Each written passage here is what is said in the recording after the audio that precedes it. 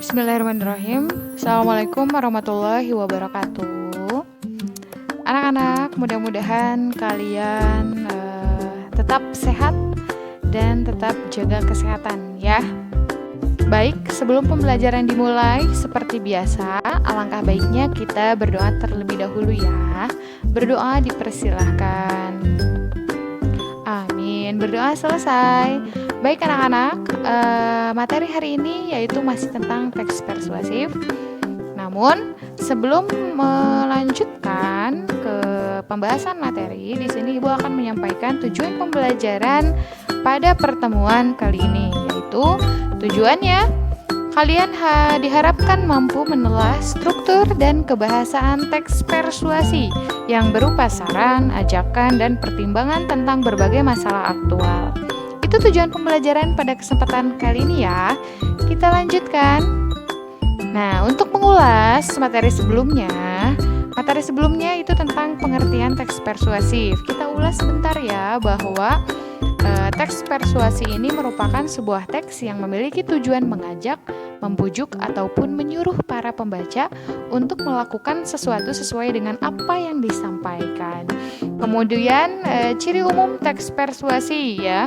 Ada 3 ciri umum teks persuasi. Yang pertama, teks persuasi itu bertujuan mengajak orang untuk melakukan sesuatu. Yang kedua, ciri umum teks persuasi yang kedua memiliki data berupa fakta, contoh, dan bukti yang digunakan untuk memperkuat alasan yang disampaikan oleh penulis berkaitan dengan tujuannya.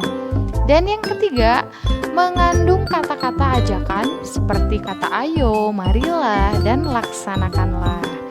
Kemudian ada materi sebelumnya, pertemuan sebelumnya itu menyimpulkan ya. Di sini langkah-langkah yang perlu dilakukan dalam menyimpulkan teks persuasi itu yang pertama, kalian harus mengidentifikasi fakta-fakta yang ada dalam teks persuasi ya.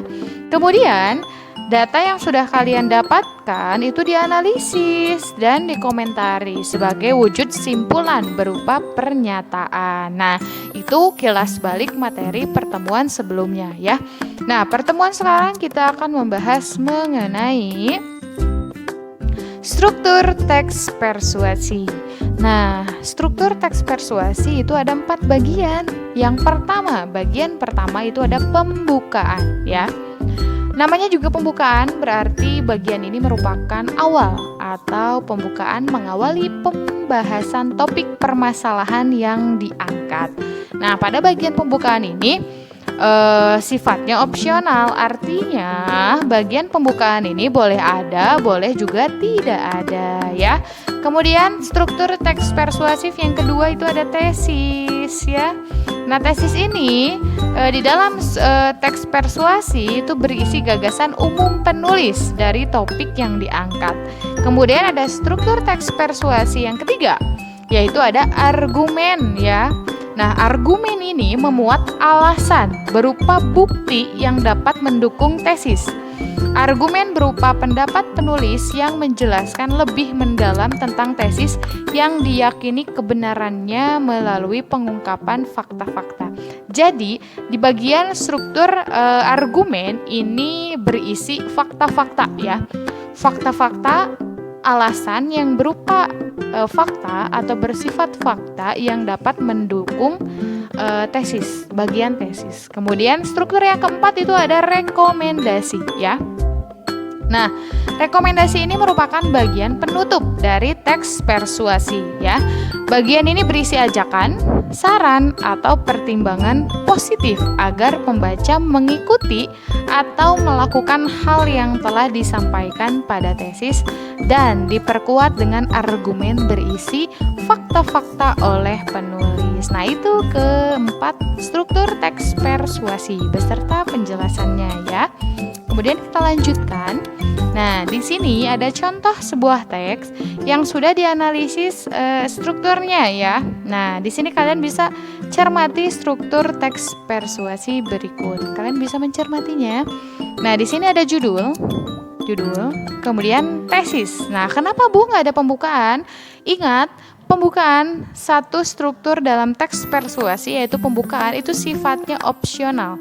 Artinya boleh ada, boleh juga tidak ada ya. Jadi di sini ada judul. Ini bisa terlihat ya bagiannya, ini judul.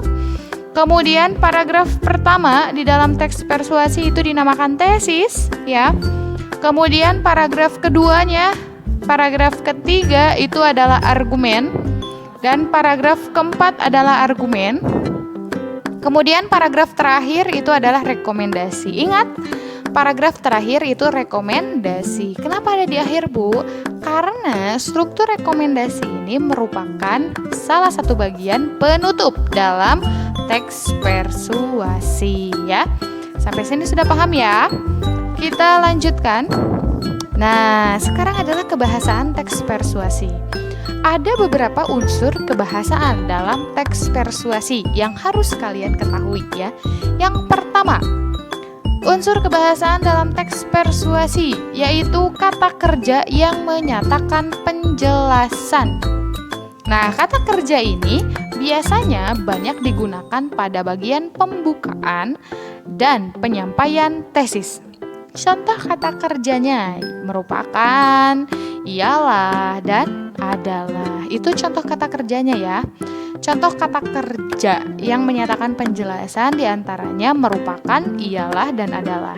Kemudian yang kedua, ada konjungsi yang menyatakan tujuan dan penjelasan ya. Nah, konjungsi ini sering digunakan pada bagian tesis. Contoh kata kerja konjungsi tujuan, ada kata agar, supaya, untuk ya. Kemudian konjungsi penjelas adalah kata bahwa ya. Kemudian yang ketiga, ada konjungsi sebab akibat atau kausal. Konjungsi ini sering digunakan pada bagian argumen. Nah, ya ingat pada bagian argumen. Contoh konjungsi sebab, diantaranya ada kata sebab, karena, dan oleh karena. Kemudian di konjungsi akibat itu ada kata hingga, maka, sehingga, sampai, dan sampai-sampai ya. Kemudian yang keempat, ada kata tugas yang menyatakan ajakan atau larangan ya. Kata tugas yang menyatakan ajakan digunakan pada bagian rekomendasi ya, berarti bagian penutup. Contoh katanya apa saja, Bu? Contoh kata tugas ajakan diantaranya ada kata ayo, hendaknya, dan mari. Kemudian contoh kata tugas yang menyatakan larangan diantaranya ada kata jangan, dilarang, dan hindari. Kemudian yang terakhir, unsur kebahasaan dalam teks persuasi adalah penggunaan partikel kata lah dan kah ya. Lah dan kah juga sering digunakan di bagian rekomendasi. Untuk apa, Bu? Untuk mempertegas saran, ajakan, atau larangan yang disampaikan penulis. Nah, itulah unsur kebahasaan teks persuasi ya. Kelima unsur kebahasaan teks persuasi yang sudah Ibu jelaskan tadi diharapkan dipahami oleh kalian ya. Nah, di sini ada contohnya ya. Di sini ada contoh. Kenapa Ibu berikan contoh?